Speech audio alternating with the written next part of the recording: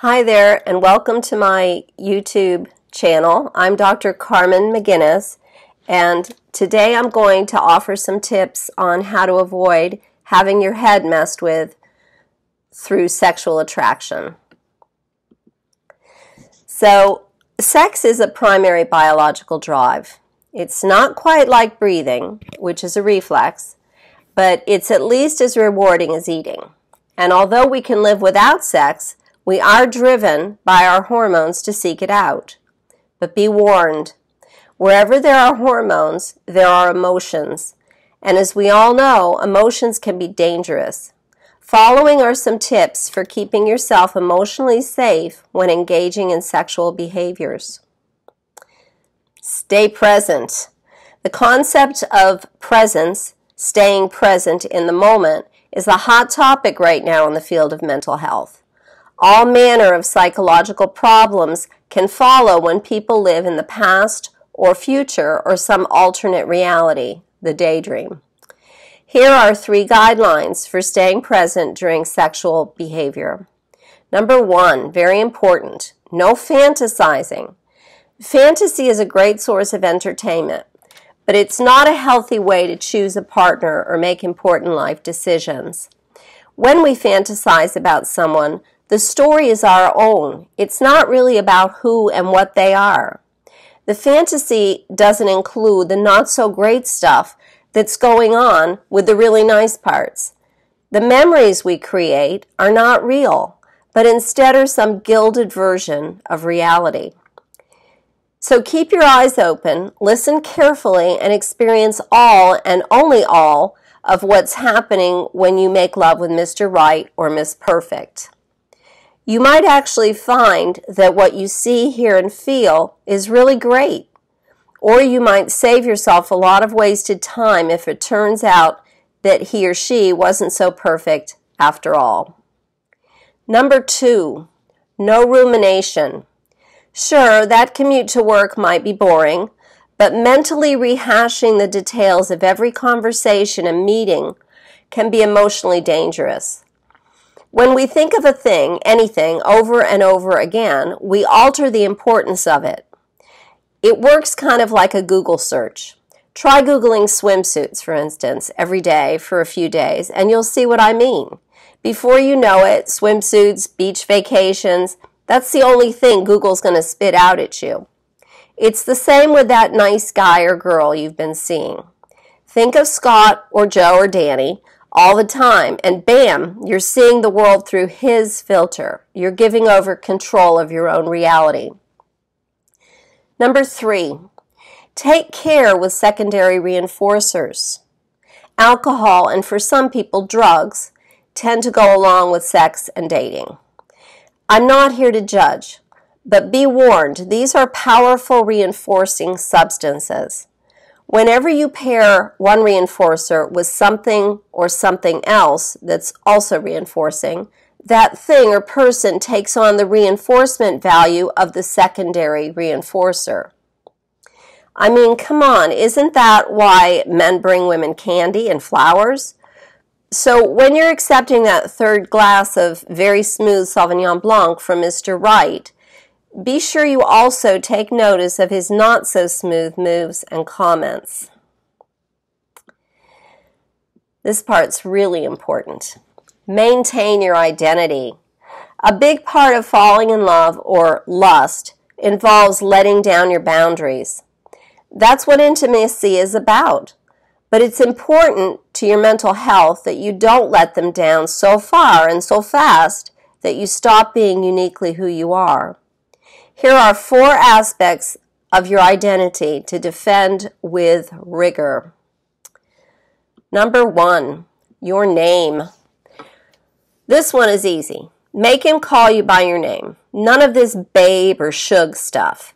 First of all, you don't want your new flame calling you what he called someone else last week. And if he can't remember your name, he's probably not for you. Number 2, your values. Whether it's about money, the law, how fast you drive, religion, or politics, your values are your own and not up for debate. Sure, you can talk politics, But if it starts to feel coercive, head for the door. Nobody needs a bully in their bedroom. And on the topic of values, risky sex, whatever that might mean to you, if it makes you worry and feel bad about yourself, it's not for you. So don't compromise your values on that topic either. Number 3, you've worked hard to make and keep friends. Don't let this guy mess with your friends. They've been hanging out with you, and now there's this new guy on the scene. Okay, ask yourself why he's asking you not to hang out with your friends anymore. Ask yourself what's really going on with that. These are your friends. They're part of who you are. They're part of your identity. If you feel like his friends are better, if they are more interesting and fun, then sure, it might be time for a friend upgrade. That happens. But if you're just trying to go along to get along, then stop right here. The right person for you should also be the right person for your friends. If he doesn't like them or they don't like him, ask yourself where the discrepancy arises. What's really going on here? If it's major, maybe he's not your man. Research shows that the happiest people have 1 or 2 close friends and another 3 to 5 to back them up. Number 4, your job. Keeping work out of the bedroom is one of the greatest struggles for my couples clients. Most adults spend 7 to 9 hours a day on the job. It can be hard to let go after hours. But letting go helps keep your relationship and your emotions safe. Relying on a partner to buffer your stress isn't good for either of you. It won't work either. So leave the job drama at the bedroom door. Next, let's talk about boundaries. This area is for singles only. I'm talking physical boundaries. Once your partner, your home, your car, family, and money all go into the one big pot called us, then sure, now you're a partnership. But until then, if you're single, if you consider yourself single, set physical boundaries. Your home and car, for instance.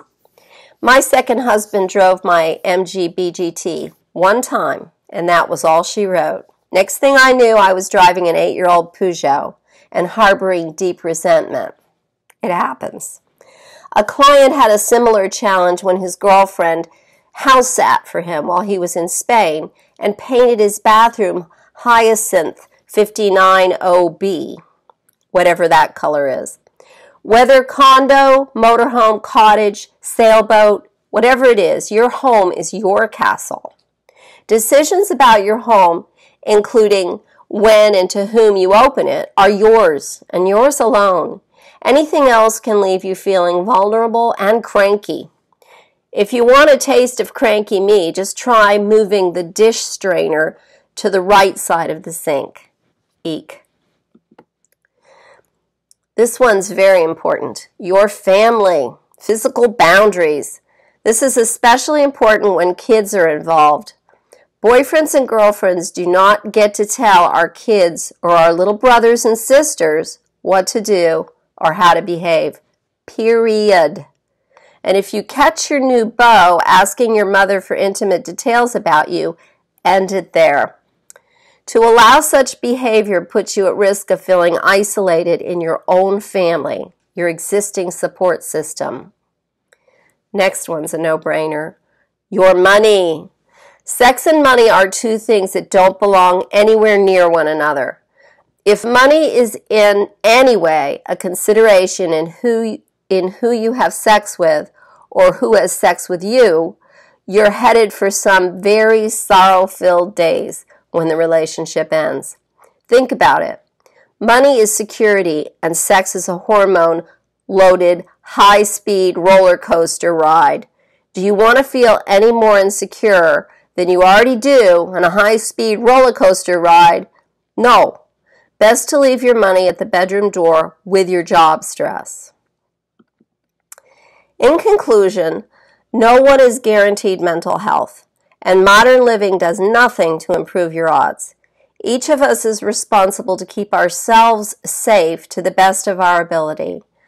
I hope that following the tips discussed here helps you stay safe when engaging in the game of love. And as always, contact me if you want to talk further. Thank you for tuning into my station, my channel. If you found this helpful, please subscribe and give it a like. Thank you.